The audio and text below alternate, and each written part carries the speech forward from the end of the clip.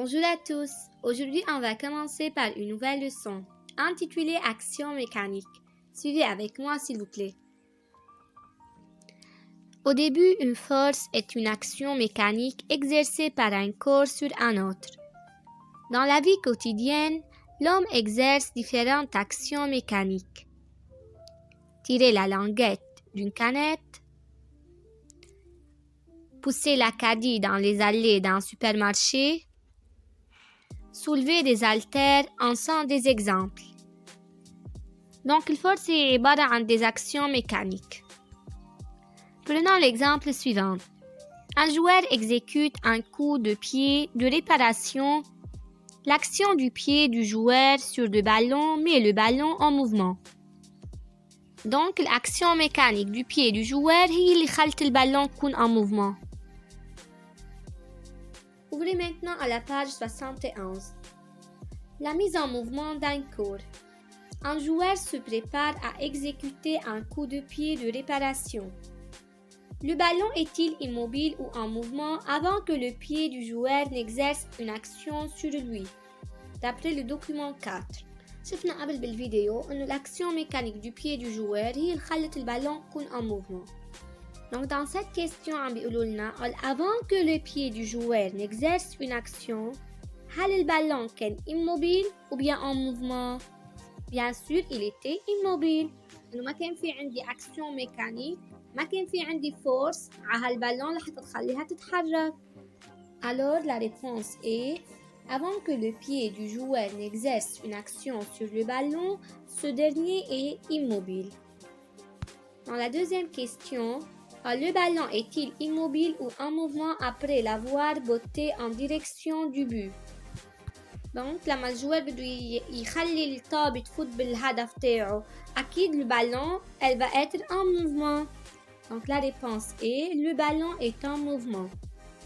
Dans la troisième question, quel est l'effet de cette action mécanique sur le ballon? Donc une fois عملت action mécanique على هالبالون شو النتيجة تبعتها؟ Donc cette action met le ballon en mouvement. Donc lorsque j'exerce une action mécanique sur le ballon, ce dernier doit être en mouvement. Donc on peut conclure que l'action du pied du joueur sur le ballon met le ballon en mouvement. Maintenant regardez l'exemple suivant. Un joueur de volleyball reçoit le ballon et le renvoie à l'intérieur du terrain adverse. L'action de la main du joueur sur le ballon modifie le mouvement de ce ballon. Donc لما الجوار دو فوليبول بده يرجع الطابة للأدفيرس تاعه يعني للخصم تاعه l'action de la main du joueur رح تغير الموفمون de ce ballon رح تخليها تتجه باتجاه الأدفيرس. Allons maintenant à la page 72. La modification du mouvement d'un corps. Un joueur de volleyball frappe le ballon à une main afin de le faire retomber à l'intérieur du terrain adverse. Un de ses joueurs adverses reçoit le ballon et le renvoie à son tour de l'autre côté du terrain. Avant que la main du joueur adverse n'exerce une action sur le ballon de volleyball, celui-ci est-il immobile ou en mouvement? Donc, avant que la main du joueur adverse n'exerce une action sur le ballon, ce dernier est en mouvement. Donc هي en mouvement لأنه الجوار adverse كان عم بيزتها للمقابله. Dans ce cas أكيد l'action du main du joueur adverse رح تخلي البالون en mouvement. Après avoir lancé le ballon de l'autre côté du terrain, la trajectoire du ballon est-elle modifiée? Donc lorsque je lance le ballon, أكيد la trajectoire du ballon va être modifiée. Alors la réponse est oui, la trajectoire du ballon est modifiée. Dans la troisième question, quel est l'effet de cette action mécanique sur le ballon? La réponse est cette action modifie le mouvement du ballon. Donc لأنه l'action خلت البالون تغير التراجكتوار تاعها donc غيرت الموفمون. On peut conclure que l'action de la main du joueur adverse sur le ballon modifie le mouvement de ce ballon. Suivons ensemble cet exemple. Le perchiste fléchit la perche pour optimiser son saut. L'action des mains du perchiste sur la perche provoque la déformation de cette perche. Donc بهيدا l'exemple شو هي الإفيه اللي نتجت عن l'action des mains؟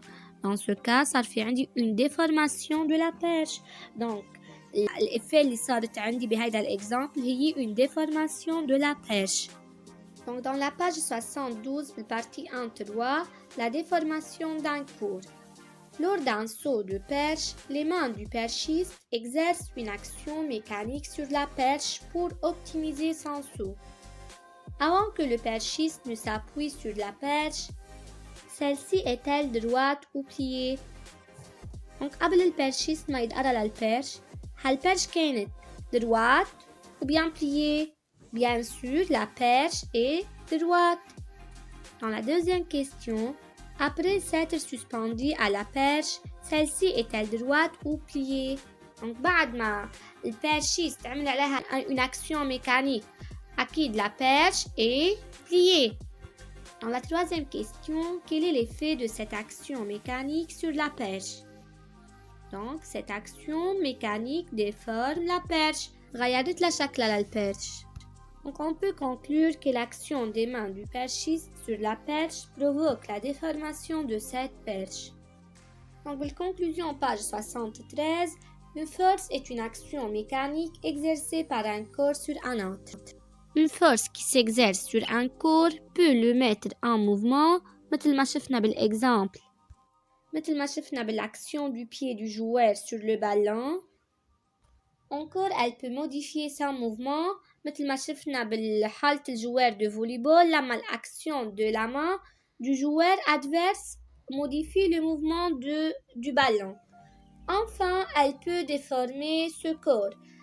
هيدا الحالة شفناها بآخر exemple لما l'action des mains du perchiste sur la perche provoque la déformation de cette perche.